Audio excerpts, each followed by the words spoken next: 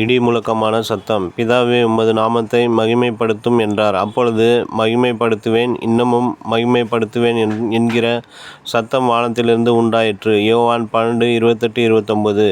தனது மரண வேளை நெருங்கி வருகிறது என்பதை இயேசு உணர்ந்து, பிதாவே, உமது நாமத்தை மகிமைப்படுத்தும் என்றார். ஒவ்வொரு கிறிஸ்துவனின் மரணமும் தேவனுடைய நாமத்தை மகிமைப்படுத்தக்கூடியதாய் இருக்க வேண்டும்.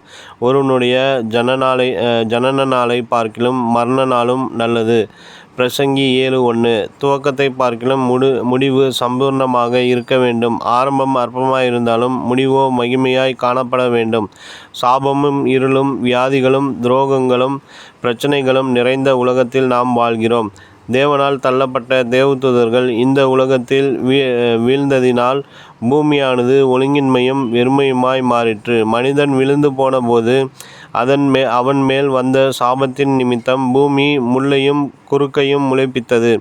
இயேசு தான் கடந்து செல்ல வேண்டிய மரணம் மகா வேதனையுள்ளது என்பதை அறிந்திருந்தார்.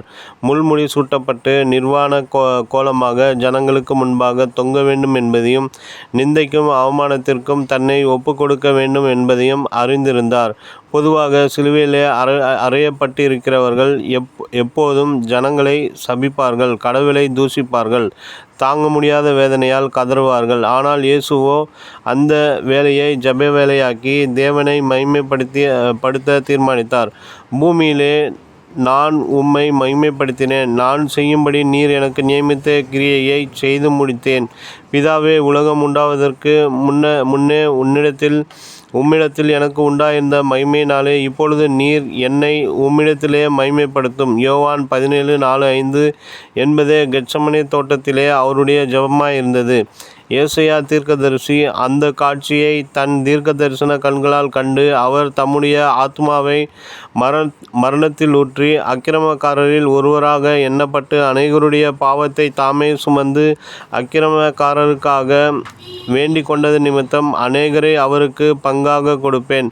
பலவான்களை அவர் தமக்கு கொள்ளையாக பங்கிட்டு கொள்வார். ஏசாயா 53:12 என்றார். அவருடைய மரணத்திலும் பிதாவை மகிமைப்படுத்தினபடியால் அந்த நேரத்திலும் ஆத்துமா ஆதாயம் செய்ய அவரால் முடிந்தது. அவரோடு சிலுவையிலே தொங்கின கள்ளன் இரட்சிக்கப்படுவதற்கு ஏதுவாயிற்று.